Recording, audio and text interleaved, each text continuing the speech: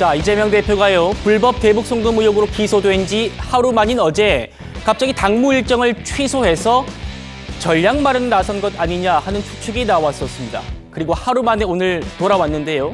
이 대표가 내놓은 말들 아주 흥미로운 대목이 많습니다. 들어보시죠.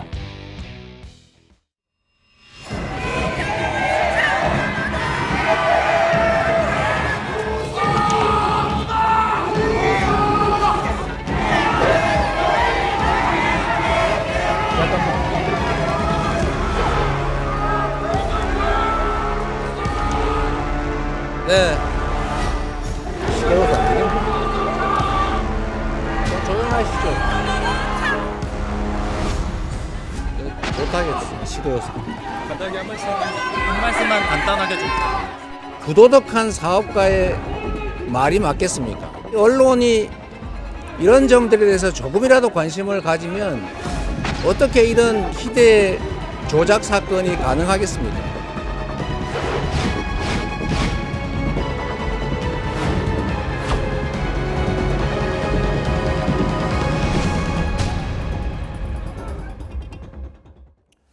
보신 것처럼 오늘 유독 이 법정 받기 시끌벅적했었습니다.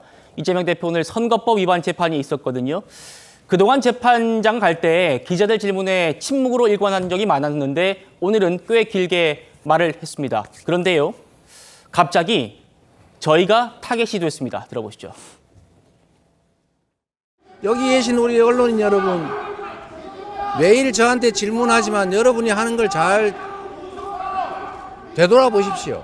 여러분들은 진실을 보도하기는커녕 마치 검찰의 애완견처럼 주는 정보 받아서 열심히 왜곡 조작하고 있지 않습니까? 이런 여러분들은 왜 보호받아야 합니까? 어쨌든 언론의 이 본연의 역할을 벗어난 잘못된 태도들 때문에 이 나라 민주주의가 훼손되고, 이 대표께서 기왕 강아지를 언급하시니 겁먹은 개가 크게 짖는 법이라는 말을 돌려드립니다. 이재명 대표님, 정말 무고하다면 호위무사, 방탄 다 내려놓고 재판을 통해 당당하게 입증하면 될 일입니다. 언론이 검찰의 애완견처럼 엉터리 정보를 받아서 조작, 왜곡한다. 이렇게 직격을 했는데 김병민 최고위원님. 예. 이재명 대표가 어제 하루 동안 비공개 일정을 모두 취소하고 법리 검토를 하신 것 아니냐라는 얘기가 나왔는데 하루 만에 던지신 얘기가 언론 얘기입니다. 어떻게 들으셨어요? 만약에 이 재판 결과, 이화영 부지사의 재판 결과, 그리고 본인에 대한 기소가 정말 못마땅하고 있을 수 없는 일이라면 여기에 대한 게 왜 잘못된 일인지를 하나하나 요목조목 설명하면 됩니다.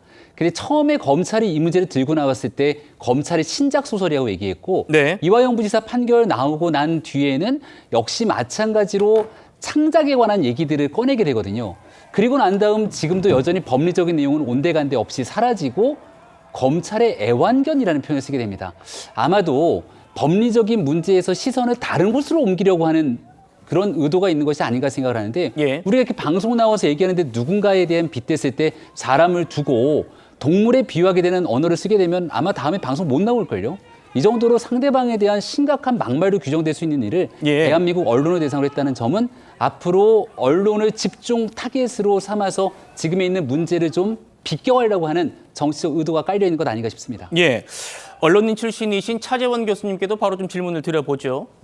이재명 대표가 검찰이 애완견이라는 표현을 쓰면서 언론을 얘기해서 오늘 저 워딩 이후에 기자들이 많은 말들을 했습니다. 심지어는 언론에 대한 선전포고 아니냐 이런 얘기까지 나올 정도로 또 격앙된 분들도 많았는데 어떻게 좀 들으셨습니까? 글쎄요, 뭐 이재명 대표 입장에서는 이 최근에 자신과 둘러싼 여러 가지 그러니까 법률적인 문제에 대해서 상당히 언론의 보도 태도가 상당히 좀 편파적이다 생각을 하시는 것은 분명한 것 같아요. 예. 그럼에도 불구하고 지금 그러니까 이 대한민국의 언론을 그러니까 검찰의 애완견이라고 단정하는 태도는 저는 상당히 좀 위험할 수 있다는 생각이 듭니다. 예. 사실은 어떻게 보면 언론의 입장에서 나름대로의 일종의 뭐랄까요, 그러니까 지금 바라보는 관점의 차이는 분명히 있을 수 있어요. 네. 그렇다고 하더라도 객관적으로 드러난 사실에 대해서 지금 왜곡하고 이걸 갖다가 상당히 자신의 그 특정 사익을 위해서 봉사하는 그런 식의 언론은 제가 생각했을 때 이제는 대한민국에서는 거의 다 사라졌지 않았을까라고 판단하는 상황이거든요. 네. 사실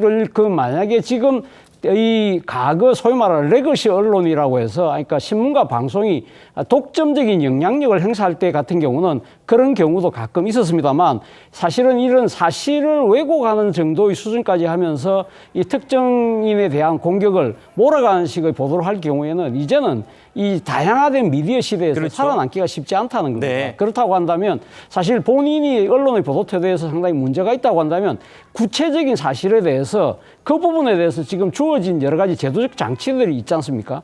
예를 들면 뭐 반론권을 청구한다든지 정정 보도를 청구한다든지 아니면 뭐 언론 중재에 요청을 한다든지 아니면 뭐 더 나아가서는 뭐 법적으로 직접 법원에 가서 소송을 하는 방안도 있습니다만 그런 부분들에 대해서는 하지 않고 일단 뭉뚱그려서 뭐 이 지금 언론의 보도 태도에 대한 불만을 이런 식으로 검찰의 애완견이라고 특정하게 딱 찍어서 이야기하는 부분들은 사실 일반 이 평범한 시민이 아니잖아요. 이분은 제1야당의 대표고 그렇죠. 막강한 지금 입법권을 쥐고 있는 또 한 사람이 권력자라는 측면에서 본다고 한다면 언론에 대한 이러한 시각 자체가 상당히 위험할 수 있겠다는 생각까지 저는 듭니다. 네.